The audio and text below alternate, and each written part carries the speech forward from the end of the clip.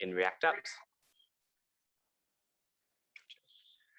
And it makes it easy to basically share the data between different parts of your app. So instead of having to pass it up way to the parent, you've just got everything sitting way at the root. And if you need to access it, you can just, instead of passing it down, any component can just subscribe straight back up to the root and grab it.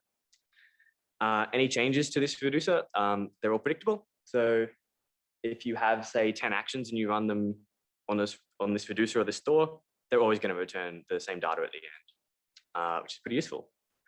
I guess that sort of links into the repeatable step as well. You can run these constantly and you're never going to get a weird result that you don't expect. And they're easily extendable. So if you have a big data store that you want to add more things to, it's quite easy to modify one reducer to add more fields, and it's quite easy to add more reducers to your store. I go over some basic concepts of the store. A store is just a whole bunch of reducers combined together to basically see, it has your whole state of your application. So if you have like users, you can put users into the user part. And if you have like different other data sections, put them in their own section, and they're easy to access. Actions are basically this plain object that has a type field. And when they're dispatched, they'll trigger every single reducer. If you saw the original reducer I had before the Booleans, when an action's dispatched, 90% of the time it gets ignored, but there usually will be one reducer that actually listens to that action, and then that will modify its part of the state. So that's why they're fairly useful. You have selectors, and selectors are basically for looking at your store and returning one specific part of that store. So for my example, before with users, you would just return users as a selector. And that's useful just so that you have the standardized way of accessing that part of the state. And for example, if users was moved somewhere else or changed to be like a different name, you'd be able to always just select it using that one selector. And as part of, I guess, Redux, not just all reducers, you get middleware. And basically that's a function you can dispatch, or function that gets dispatched to the store. And instead of it actually changing your store, it just sort of sits in between and can do all sorts of things like analytics, logging, and asynchronous changes. Cool. I've given 3 examples here of some different types of reducers you can have. React hooks, which we implemented in React 16.8, has a use reducer hook. It's kind of like useState, except for the fact that it's very specific in how you modify. So it works the same way all reducers do. You dispatch an action to it, it modifies the store and returns a new store. And it just means you have more strict control over what data you're using. Pretty good. Redux is kind of like the de facto standard of how you would do stores. And it provides a whole bunch of utility functions on making stores and scaling them really largely. And also it has hooks itself. So if you ever want to access the data using a functional component, now it has the ability to do that with use selector and use dispatch, which is pretty cool. Redux toolkit is the third one. It's actually using Redux, but it's more of a more opinionated way of doing things. The Redux team basically said a lot of people are having trouble figuring out how they want to set up their stores and how they want to do requests, and toolkit is basically a utility for doing all of that and providing a whole bunch of type scripted functions so that you don't have to do that yourself. And it takes away a lot of the boilerplate of writing Redux as well, because in Redux, you usually have to type, like, you have to write all your reactions and then dispatch them manually. But Redux toolkit, if you just make a reducer, it will give you a whole bunch of actions. So you just get those automatically. Yeah. I have a demo prepared. I will make this very easy to view. Super simple function or app thing. Top one's using use reducer, middle one's using Redux, and bottom one's using Redux toolkit. They all do the exact same thing. Add note. I can edit a note and I can delete it. Each of those would have dispatched an action. Editing would have dispatched an action for each character. I can show you an example of that in the Redux version. The Redux version has middleware, which is logging. So it's just going to show all the actions I create. So for example, I've added note, which just is dispatch the basic add note. If I was to edit a note, it dispatches one action for each character I type, and it's a bit hard to see, but it dispatches E, then ED, then EDI, and then EDT. So you can see how each different character was actually a whole dispatch, and it's still fairly quick. Like you won't really notice any sort of slowdown for each of these dispatches. And yeah, delete note, same thing as all the other ones. Let me click. Oh God, what's happened? That's not good. My app's frozen. That's not nice. Refresh. Ooh. Anyway, if I was going to click that, give me some starter notes, it was meant to do a asynchronous request, which was middleware. And basically what that was going to do is wait 2 seconds and then dispatch to the store. And that's just doing asynchronous stuff that you can apply with custom middleware. And yeah, Toolkit was doing the exact same thing, except if I was to click this button, it would load for 2 seconds. And that's a function that Toolkit provides. It gives you the ability to do like requests, and it will customize them for you. So instead of just being able to do the request with Toolkit, it will also provide you is errored, which is just if your request errored, it will be a value. And it also gives you is loading. So if your request is loading, it will tell you, and you don't have to write any of the logic for that. It will just automatically do that for you as part of the requests. So which one has the right example? This one.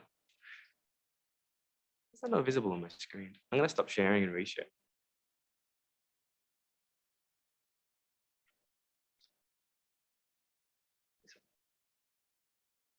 Cool.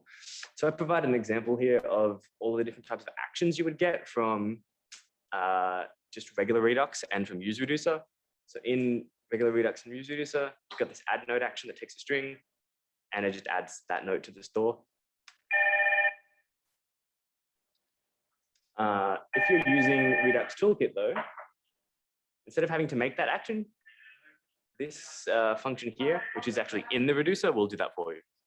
And the good thing about using that in Redux Toolkit is that you don't have to worry about immutability changes. So in reducers, usually what you would have to do is instead of returning an edited version of your object, you would return a whole new object that has just the edited parts you want. And it uses that for sort of caching and quickness of like re-rendering stuff. In Redux Toolkit, you don't have to worry because it's using a library called imma. And basically what that will do is if it detects that there's a change, it will create a new object for you so that you can actually do immutable changes in here, and it will just sort of handle it for you. So it's pretty cool. The benefit of Toolkit for the most part is just, yeah, no boilerplate and cool functions that it gives you for you. That's pretty much it for that. Let me jump back to the presentation.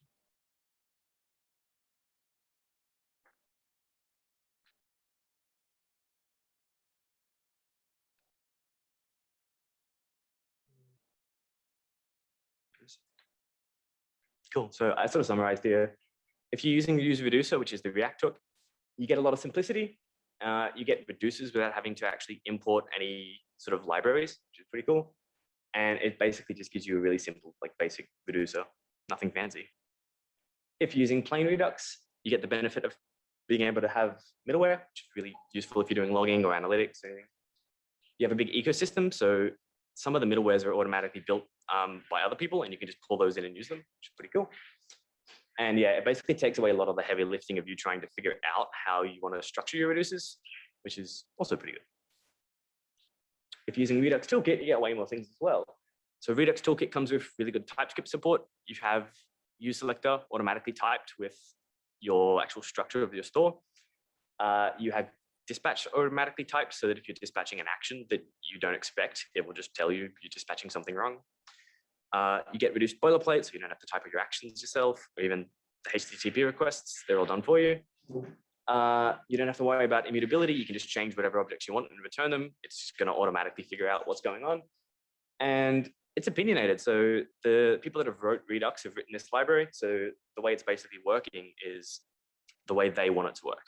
So if you're going to use Toolkit, it's going to be far more structured. Yeah, and that's all I had. Any questions? Really? Let everyone get up at once. Shall I come up here? So I love how you go to the mic, like, you're so trained. I've been told off too many times. I'm Haley from Easy Agile. Hi, Nick. Good to meet you. What? Oh my gosh, I've forgotten my question. I had two questions. What was my question?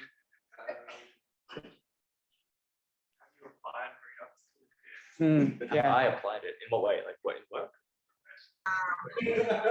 I tried to, and then the ticket I was working on that had it just wasn't needed, so it got cancelled. So I almost did. I was this close. Okay, so is that IMA support built? Like, is that default, or have you set that up somehow? That's default. So the toolkit itself just provides that without me having to do anything. Cool. And because I know, I'm just going to ask for those people who haven't done computer science degrees. I just asked for a friend. Is a reducer, like, is that like a general software paradigm, or is it just like a React specific thing? Because I don't know if I've heard about it. You could definitely do it in any other language. It's just that it lends itself really well to React and doing other things like this. So that's the main reason. I guess it's so popular in JavaScript, but there's nothing stopping you from making a reducer function in anything else. Cool. One more question. Okay, so you outlined 3 different ways of using reducers. Do you have a personal preference, or do you have any suggestions of in which cases you might prefer to use one solution over the other? Yeah, I would definitely use Toolkit in terms of just, I mostly write big apps.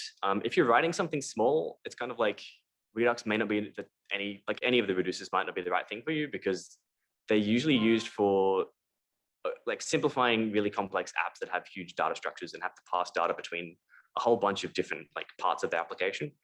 A lot of people say Redux is overkill, so like you wouldn't need to use it if you're not writing anything big. But like I don't think I've ever used reducer, just because I don't think I've ever had anything that's simple and complex at the same time. Like I would just use the use state and be happy most of the time. Cool.